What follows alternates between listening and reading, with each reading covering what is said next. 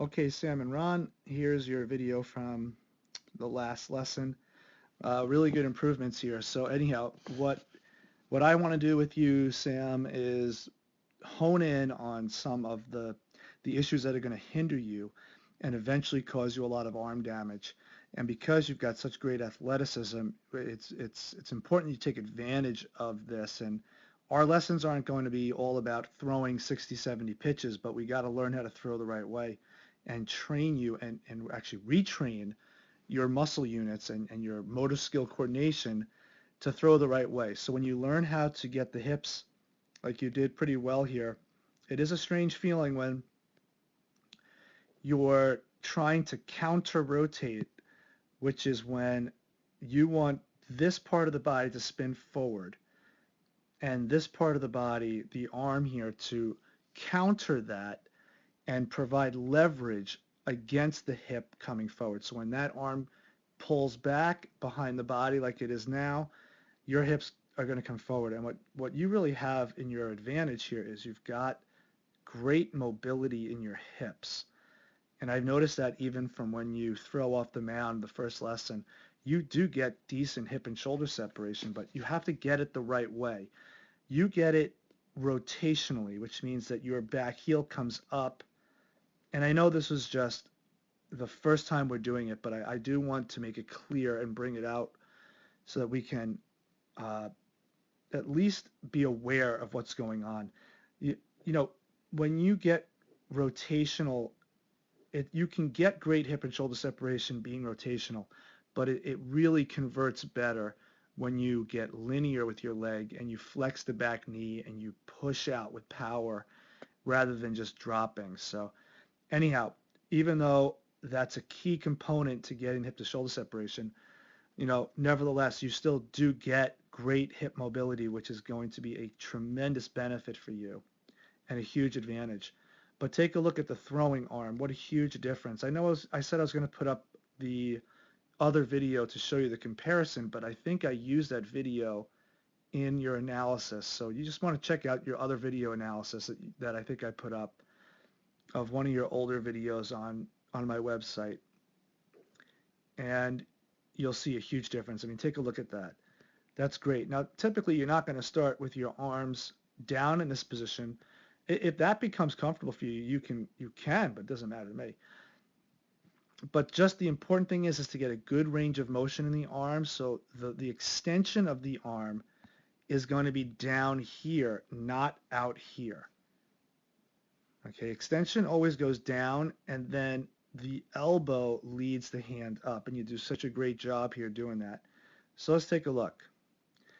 Now, what we see with high velocity pitchers is they get 23 degrees behind the back, 23 degrees of horizontal abduction. So horizontal means that your arm is up in this position here, and it's on a horizontal plane. Okay, so the horizontal plane, if you can, visualize that, it's just going straight across like this. That's the horizontal plane. Let's see how much degrees you get in this picture here. So if your elbow was completely in line with your trunk, you would be at 0 degrees. But let's see where that elbow is. That's real good. So what we see with the high velocity guys is they're 24 to 25 degrees behind the back. That's fantastic. You're at 26 degrees. So the trick is, can you do this now as you start throwing off the mound and increasing speed? You can. You just got to keep working on that motor skill. And you got to feel that those hips are going to be pulling forward while the arm is popping up. That's real good. And when you land the front foot, we want to see the arm at 53 degrees.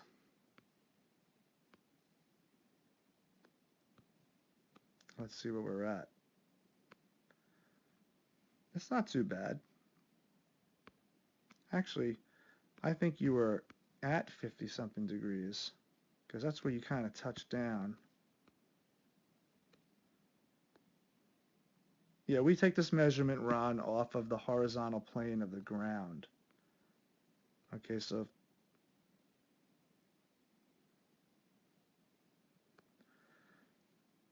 There's his elbow at about 58 degrees, 56 degrees. That's pretty good, Sam. So the 53 degrees is what we want to see in that picture there, and 23 degrees behind the back, which is great. And there's another angle that we want to take a look at here when we land, when we're here behind the back. Oh, what is it? 23. Here we want to be at 50. That's pretty good there. Oh, I remember now. Sorry about that lapse. Let's take a look at the height of your elbow. And it's easier to take this angle from the side view, but your elbow is supposed to be somewhere between 85 to 90 degrees, and you're at 86. And that's elbow abduction coming off of your trunk. The height of it coming off of your trunk. So it's coming up this way at 86 degrees. That's real good. So your arm angle is at a terrific position right here. You keep doing this and you're really going to see a huge difference. Now, when you're practicing this, try to practice instead of just turning the hips. Try to practice as you get better at this coordination of driving down, keeping this foot down and really pushing with this foot out into a longer stretch. So when you land your front foot, you're not landing on your toe and you're not landing so you see how open you are here, and there's no flex. There's no stabilization in the front leg. So towards the end of the week, see if you can push out with more linear power instead of just popping the heel up and just rotating. But you want to push out first and then rotate and see how that times well with the arm. If that doesn't make sense to you, that's okay. Just keep doing, I don't know if I was very clear with that. Just keep doing what you're doing. Next week we'll go to the next step, and I'll talk about how to power out of that position. I'm going to get you on the sled, and we'll work on that back leg and power into that hip and shoulder separation. Okay, because I think this is going to change your world when you get this down, because you throw hard already, and when you learn how to separate this at full speed and you power off the back leg instead of just rotating and popping up and extending that stride and landing with a braced front foot and getting that arm up in that position there, it's going to be pretty cool. All right, I hope that helps you out. Keep working hard.